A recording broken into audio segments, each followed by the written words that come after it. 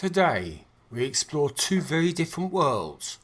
We start with a look at military heritage, exploring conflicts that the United States has been involved in. Then, we move down the road and wander around a wildlife sanctuary that rescues and homes wounded birds and animals. So join us for these contrasting environments, a short distance apart in Punta Gorda.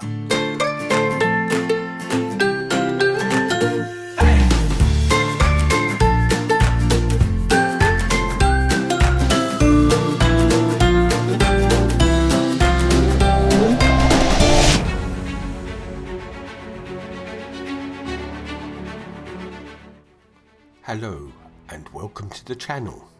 Today we're at the Punta Gorda Military Heritage Museum. We've passed this place a number of occasions when we've been going to the Fisherman's Village. I've always wondered what it was, and today we're going to find out. Parking was super easy. There's a car park on the ground floor underneath the building where you can leave your car in the shade. It cost us $14 each admission.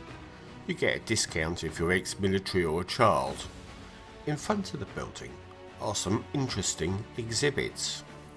Here we have a 1965 M35 cargo truck, commonly known as the Juicer Half.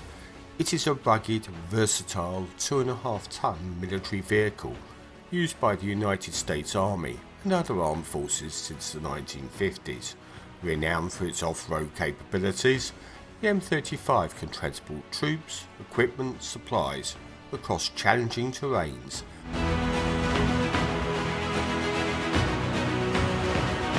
It's a Bell UH-1 Iroquois helicopter, widely known as the Huey.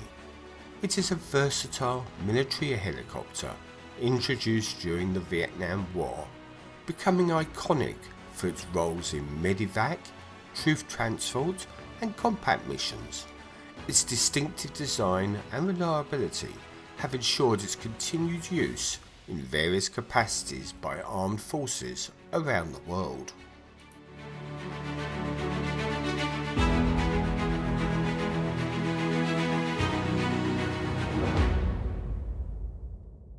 The Berlin Wall, erected in 1961, a concrete barrier that physically and ideologically divided East and West Berlin during the Cold War, symbolising the broader conflict between the Soviet Union and the Western democracies. Its fall in 1989 marked a pivotal moment in history, leading to German reunification and the end of communist rule in Eastern Europe. This is a section of the wall, something we expected to find in Punta Gorda.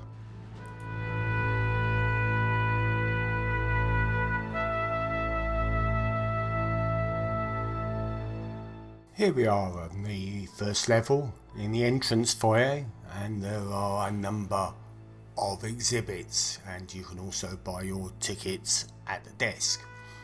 On this level we have 3 unique galleries that will give us the opportunity to look at various conflicts that the United States has been involved in, ranging from the Revolutionary Wars through to more modern conflicts.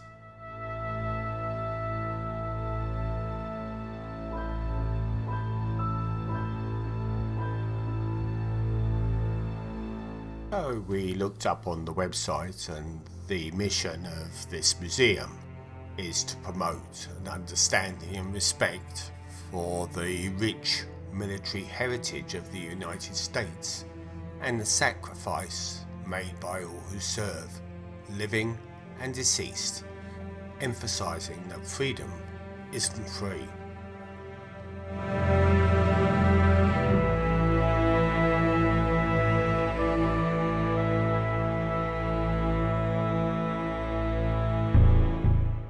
Over 2,000 individual items are on display within the museum.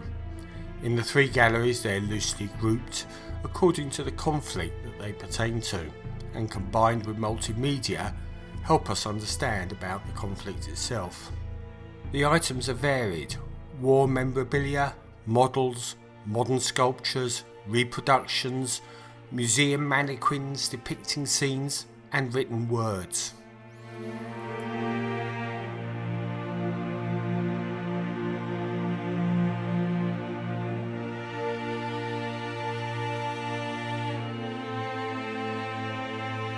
In this section of the museum we have exhibits around the American Civil War, which was from 1861 to 65, and here we have some donated reproduction clothing and hats.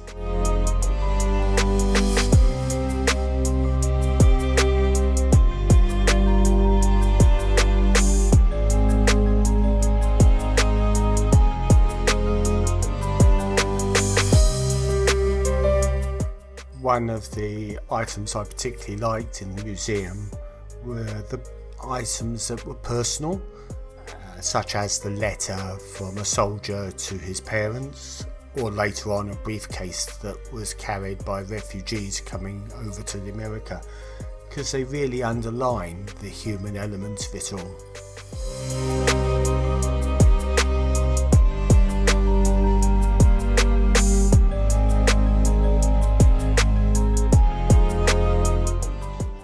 So this is known as the McLean saddle, which was designed by General McLean and adopted in 1859.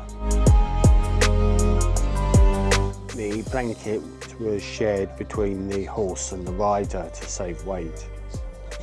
Now this is all about the Spanish-American War, the Philippine-American War, World War I aviators. This is a sculpture of World War I aviators and is actually called Buddies. So it was in private hands until it was donated to the museum. Rather a nice sculpture, I quite like that. Kind of like that. What's nice about this museum is there's television screens everywhere telling you about what particular battle and everything that it is, which is quite nice.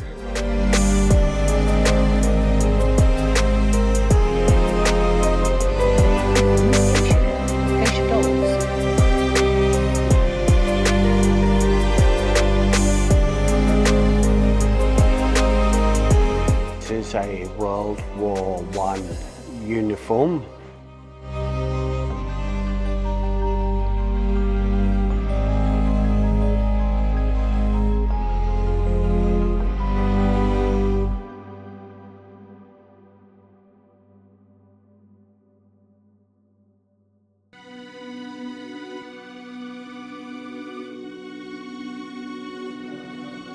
This is a reproduction of a World War I trench.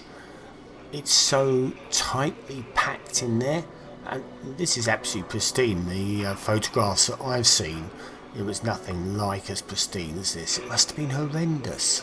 This suitcase has a lovely patina, but it's so small. It was brought to America by a family fleeing Europe prior to World War I.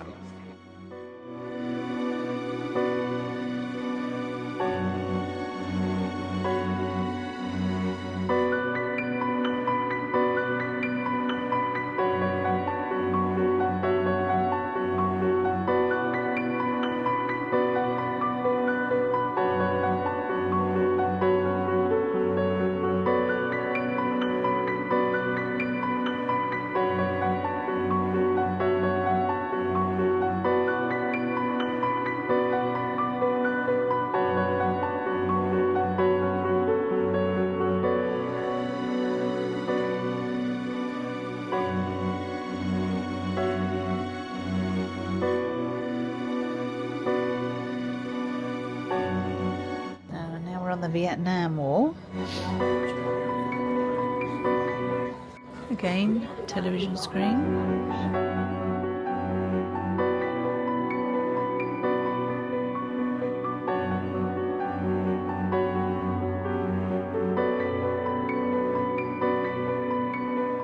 Model of the underground tunnels in Vietnam. I've seen these cages on films.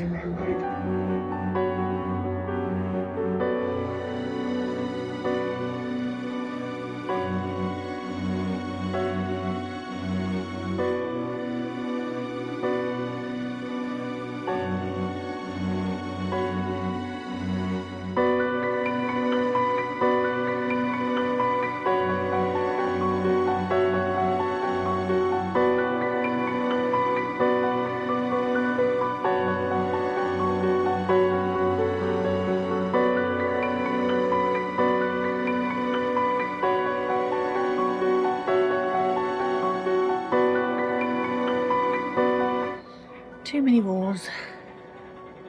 Oh, that's interesting. Look, got your Pepsi and your Coca-Cola with Arabic writing on.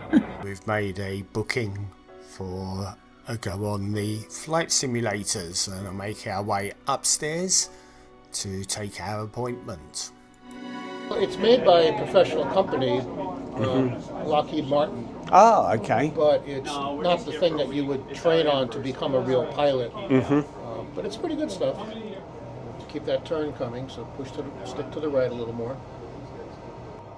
All right, as we get close, we'll do what they call the flare. We'll have to pull the nose up so we touch down gently. All right, you can pull back a little bit now.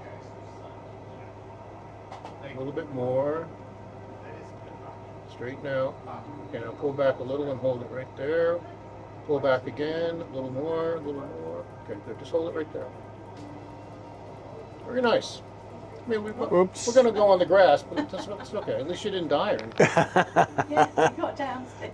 Well, that's a relief anyway. It is, yeah. So do you want to fly a jet for a few minutes while we have time? Yeah, go on. All right. All right, so give it full power, and then I'll launch you when appropriate. All right, there you go. Pull back a little. Pull back. Okay, well, you hit the water. All right, so now we're reclining. All right, so the last thing we'll try is let's pull the stick straight back all the way and hold it there. So we'll do a half of a loop. When I tell you to, you're going to relax back to the neutral position. Still holding it all the way back?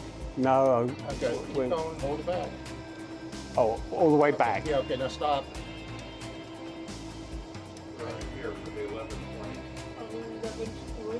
All right, well, I think we've run out of time. Oh, okay. Alrighty.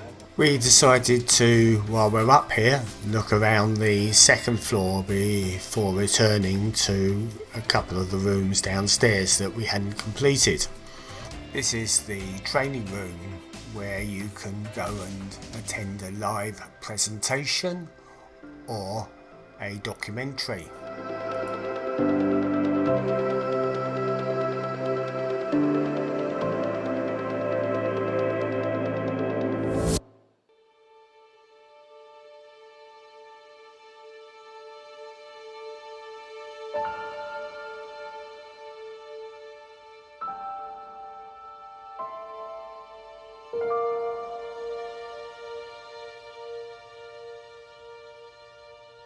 This shows the Buffalo Soldiers, United States Navy dungarees. I found this model of a floating logistics operation constructed during the Vietnam War in Vietnam by the Seabees fascinating. It's got a great level of detail and it showed me a side of the war that I had not previously considered. The Seabees are officially known as the United States Naval Construction Battalions, and they are a unique branch of the US Navy. They specialise in construction and engineering tasks, often in combat zones. They were established during World War II and are renowned for their ability to build and repair infrastructure rapidly, which contributes significantly to military operations and humanitarian missions globally. These are weapons used by the foreign troops in Vietnam. It was quite an interesting contrast comparing the weapons in this museum with the weapons in the museum that we went to in Vietnam. Really interesting.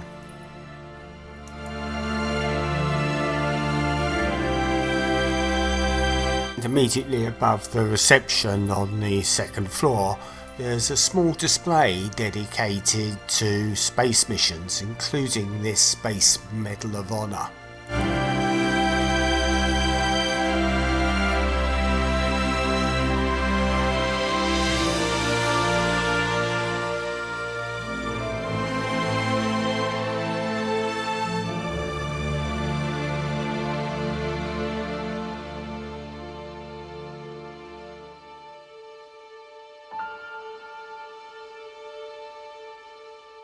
Directly over the foyer where we came in, and we're looking down on the reception area and looking at the exhibits down there.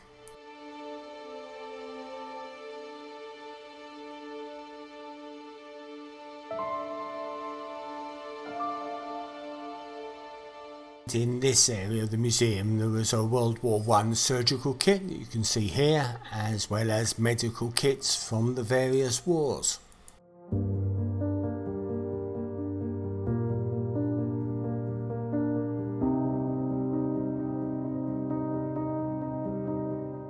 This particular display is looking at those special forces. The Sten gun that you can see at the moment is from the British Armed Forces, but there are also details of weapons and other memorabilia from the United States. Special boat service, the SEALs, and the Special Air Services.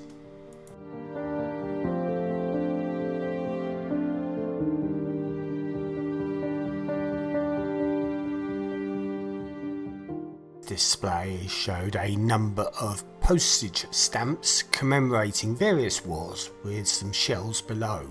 And we're now back on the ground floor, and this is the Hall of Heroes.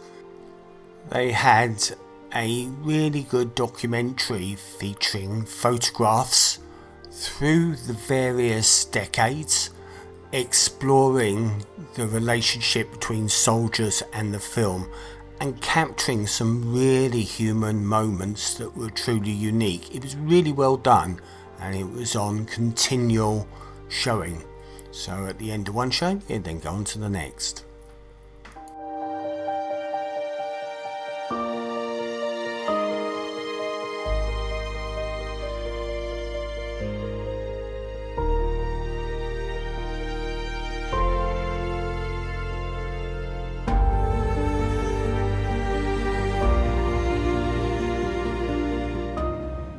And this wedding dress is made from a World War II parachute.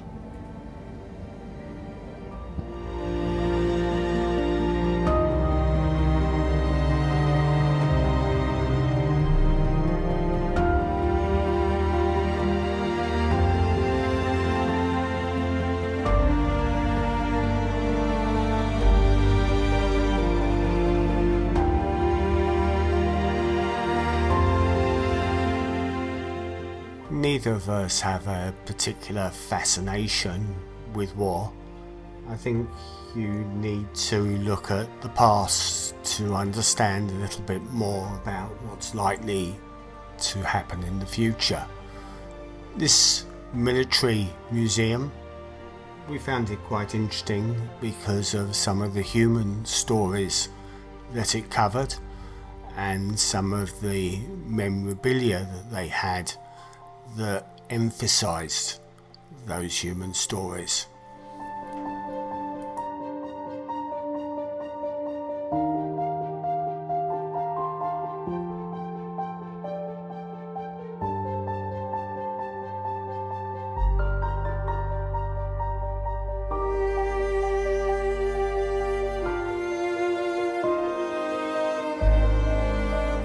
So this Christmas tree over here has dog tags. So what is dog tags?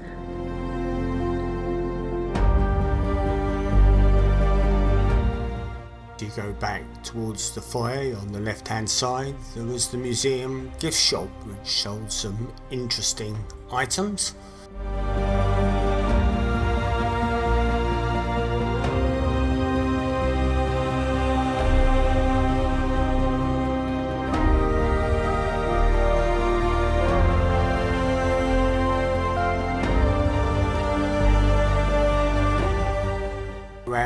the museum there were a number of items that were looking at the role of women in soldiering, and looking at the things like, for example, the first black woman prisoner of war, to look at some of the achievements that women have made whilst they've been in the military. Made really interesting reading.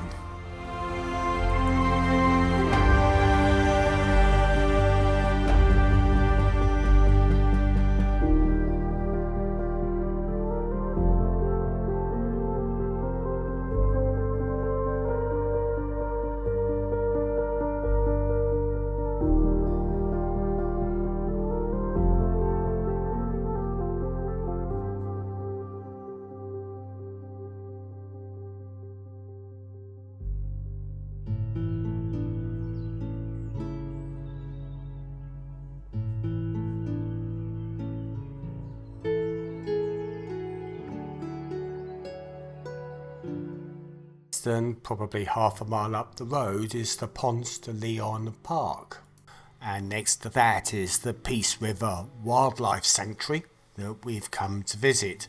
Can't really think of anything that's more different than a military museum and a wildlife sanctuary.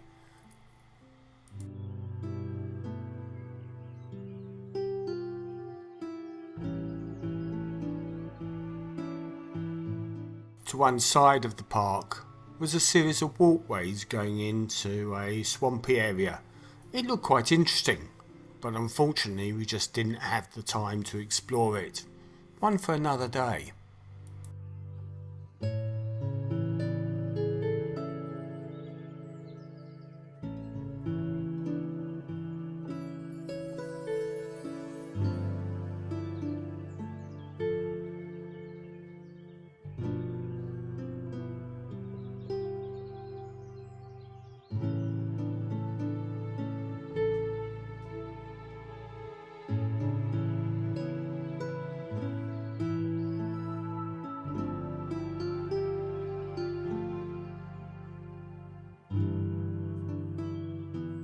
Having quickly taken in the sights around the park, it was time to make our way to the wildlife sanctuary, when we all of a sudden spotted a gopher tortoise, I think it was, that seemed to be being taken for a walk.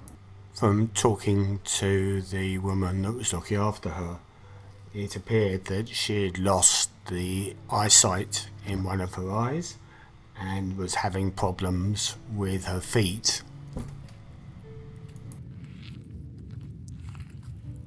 So you use her as a lawnmower? Yeah, a little bit. If she could eat a little bit more, that would be great.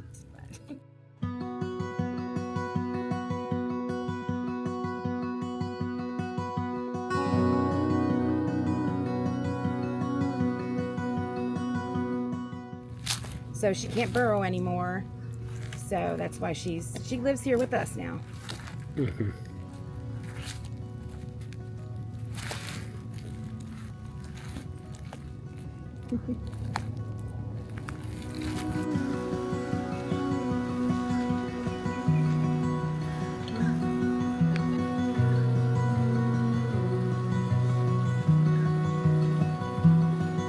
There was no admission charge to get into the wildlife centre. Instead, they asked you to make a donation.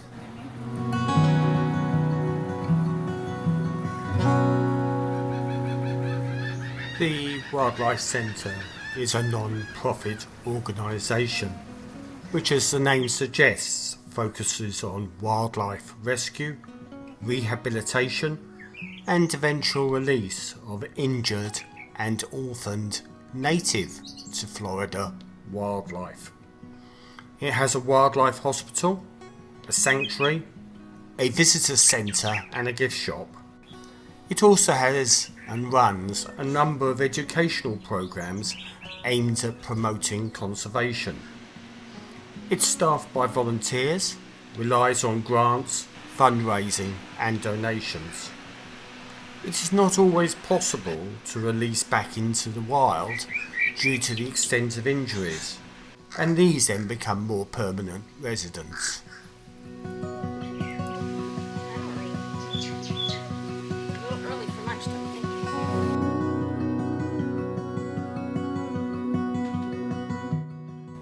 Seen the eagles, Steve? No, down there. I'm looking at the one over there. Ah.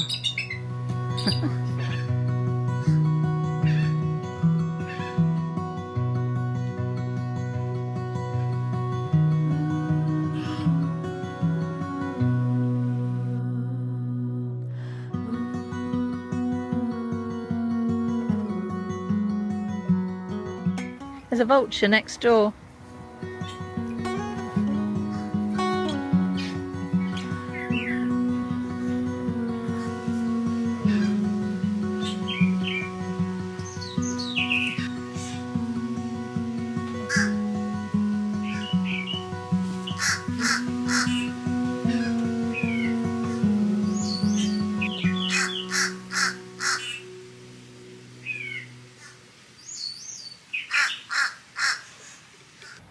Eastern screech owl.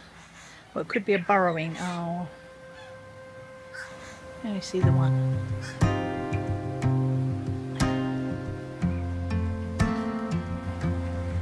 Lovely place.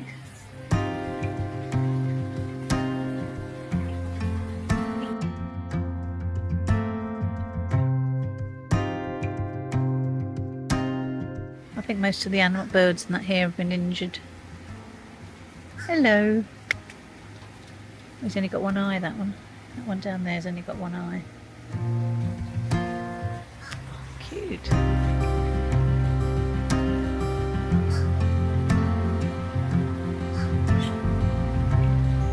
Cute, cute, cute. And he's in there, sleeping. Very nice too. I wouldn't mind doing that, Mr. Possum. Or opossum. Opossum. Jelly beans. Hello, jelly beans. I think all the birds here have been injured in some way and couldn't go back into the wild. Oh, an osprey. Now, can we see the osprey?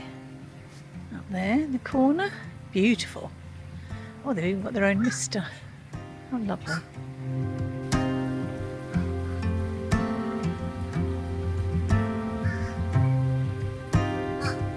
Oh, look at you. Proud. I was going to say proud as a peacock. Proud as an owl. There. My name is Anthea. I am a barn owl. Oh gosh, beautiful, beautiful. Beautiful. Lovely.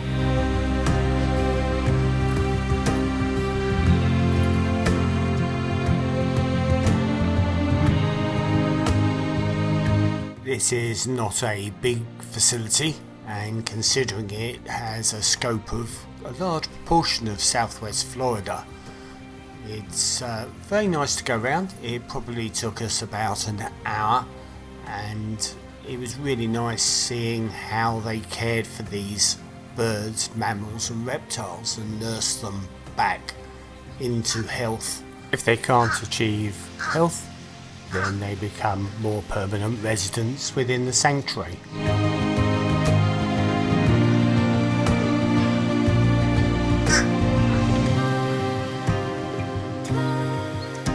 This is Mr. Fishbowl.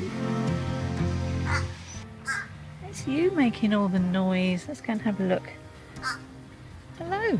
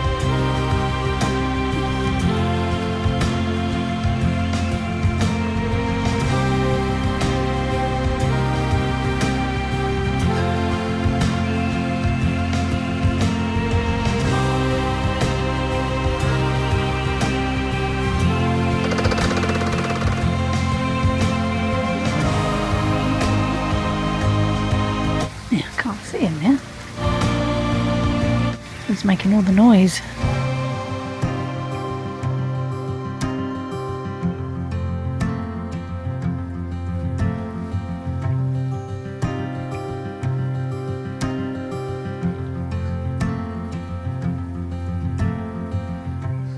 Sometimes it was difficult to tell who was the permanent resident and who'd actually just come to visit, as one of the things as we were going around, you'd sort of see a bird, for example, and you'd ask, is that one of yours? No, it's just come to visit.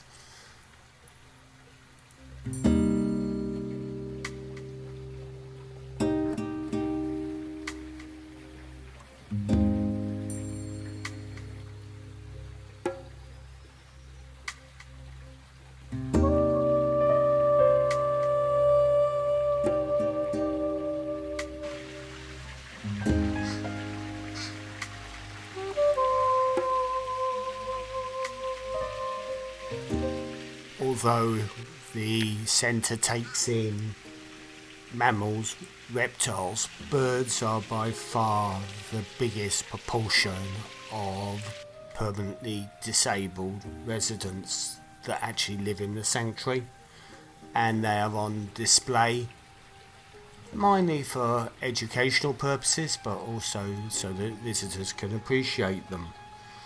There's a wide variety of different species, and they include raptors, songbirds and shorebirds. One of the things that the centre doesn't do is accept non-native to Florida wildlife, and in particular any invasive species.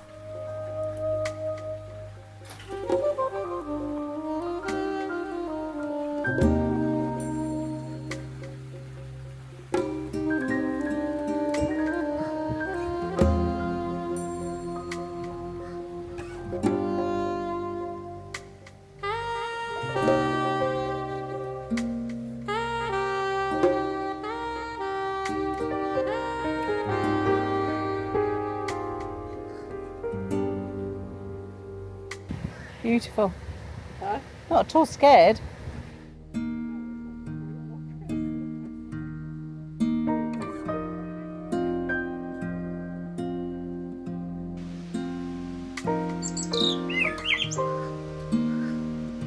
Because evidently she could bite.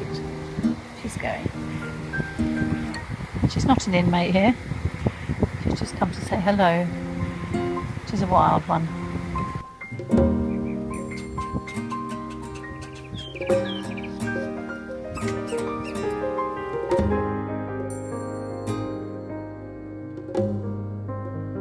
Thoroughly enjoyed our visit to the Wildlife Centre and also the quick look we did around the park.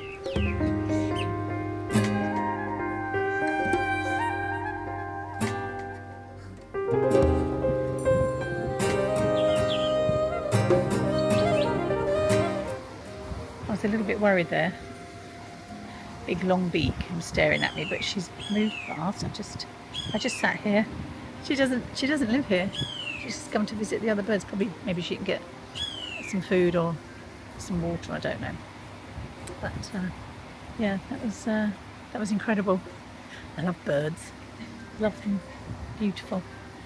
So and Steve's missed out because he's further up there, filming away, and I've had this close encounter with I don't know if it was an egret or a crane. I'll have to look it up when I get back.